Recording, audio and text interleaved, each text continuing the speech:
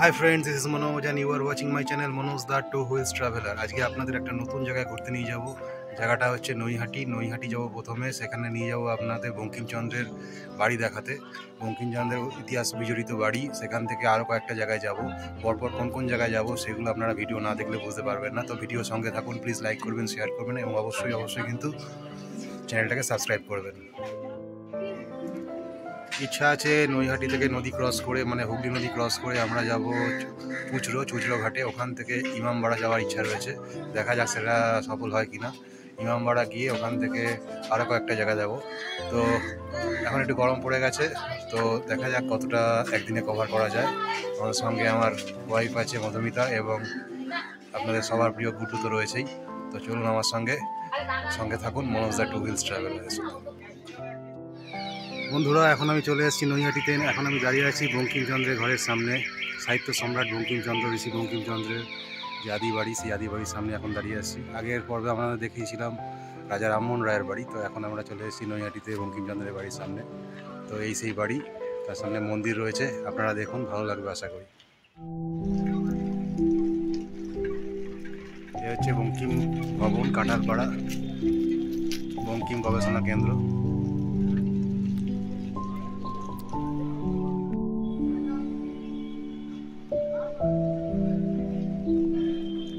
বঙ্কিমচন্দ্রের আদি বাড়ি, এখন হচ্ছে বঙ্কিম ভবন ও গবেষণা কেন্দ্র।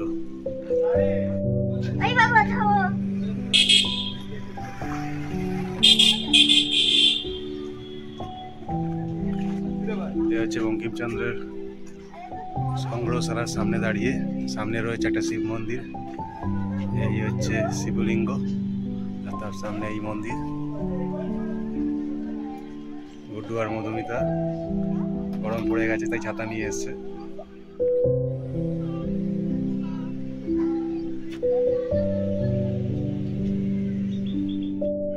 তো বন্ধুরা, আমরা এখন এসেছি কাঁঠালপাড়াতে, নৈহাটির কাঁঠালপাড়া গ্রামে।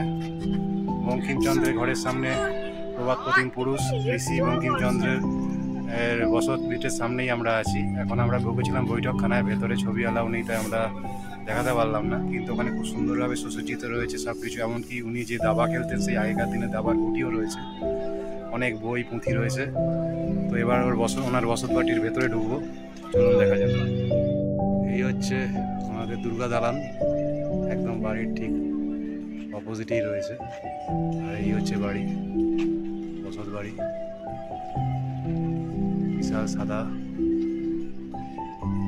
সামনের এটা হচ্ছে পেছন দিকের দরজাটা খোলা রয়েছে, বন্ধ রয়েছে। পেছন দিকে, সামনের দিকে কিন্তু প্রবেশ পথ রয়েছে।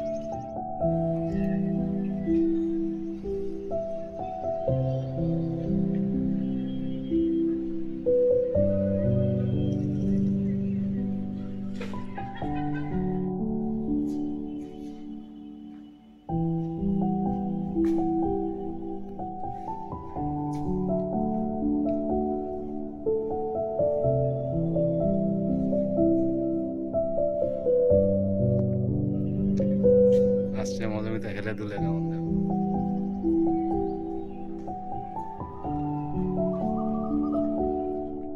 এখন আমরা চলে এসেছি বঙ্কিমচন্দ্র চট্টোপাধ্যায়ের জন্মস্থান। সুন্দরভাবে মন্দিরের আকৃতিতে রিনোভেট করা হয়েছে, টেরাকোটা স্টাইলে।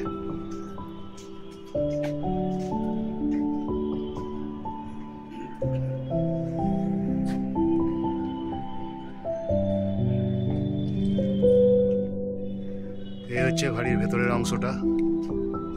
সত্যি দারুণভাবে সুন্দরভাবে মেনটেন করা হয়েছে। পুরানো বাড়ির অংশটা পুরোপুরি নতুনভাবে রিনোভেট করে আজ এরকম সুন্দরভাবে সাজিয়ে রাখা হয়েছে। বন্ধুরা, ছোটোবেলায় পড়েছিলাম আনন্দমঠ, আর আরও অনেক গল্প, কপালকুণ্ডলা, সেই সব জিনিসগুলো এখন চোখের সামনে ভাসছে। আলাদাই থ্রিলিং লাগছে। একদম বাড়ির অন্দরমহলে চলে এসেছি, বঙ্কিমচন্দ্র চট্টোপাধ্যায়ের বাড়ির ভেতরে। যারা আমার চ্যানেল নতুন, তারা ভাবছেন যে কোথায় চলে এসেছি, কিন্তু সত্যি এইসব নতুন জায়গাগুলো, মানে এইসব জায়গাগুলো সাধারণত সবাই আসে না। আমার চ্যানেলের মাধ্যমে আপনারা যদি দেখে ভালো লাগে, প্লিজ লাইক করবেন, শেয়ার করবেন, এবং অবশ্যই কিন্তু চ্যানেলটাকে সাবস্ক্রাইব করবেন।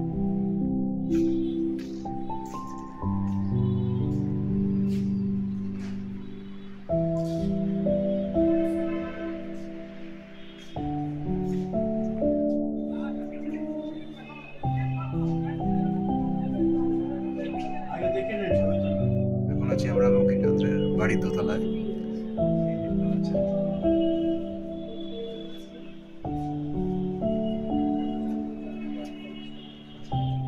এখন আমরা দাঁড়িয়ে রয়েছি বঙ্কিমচন্দ্র চট্টোপাধ্যায়ের বাসভবনের একদম দোতলায়।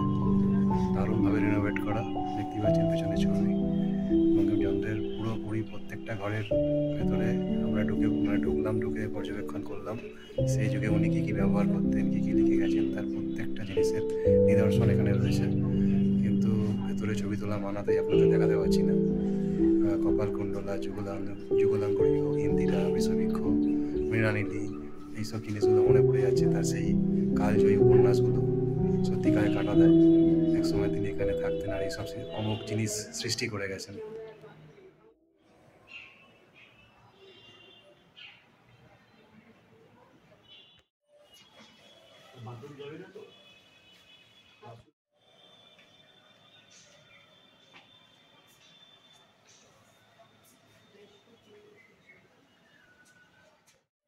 আপনারা যারা বাংলাকে ভালোবাসেন, বাংলা সাহিত্যকে ভালোবাসেন, বাংলার আদি সাহিত্যকে ভালোবাসেন, যারা আনন্দমঠকে ভালোবাসেন, যারা কপালকুণ্ডলাকে ভালোবাসেন, তারা অবশ্যই কিন্তু একবার কাঁঠালপাড়া ঘুরে যাবেন বঙ্কিমচন্দ্রের এই বসতভিটেতে।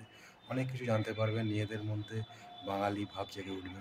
তো আমার কথা শুনুন, একবার অবশ্যই আসুন। যদি আসেন নৈহাটি দিয়ে আসবেন ট্রেনে করে শিয়ালদা থেকে, নর্থে নৈহাটি নেমে ওখান থেকে যে কোনো একটা রিক্সা বা টোটো নিয়ে চলে আসতে পারেন এই কাঁঠালপাড়ায় বঙ্কিমচন্দ্রের আদি বাসভবনে এই বাড়ি দেখতে এবং এর ভেতরে নিজেকে বাঙালি হিসাবে জাগ্রত করতে।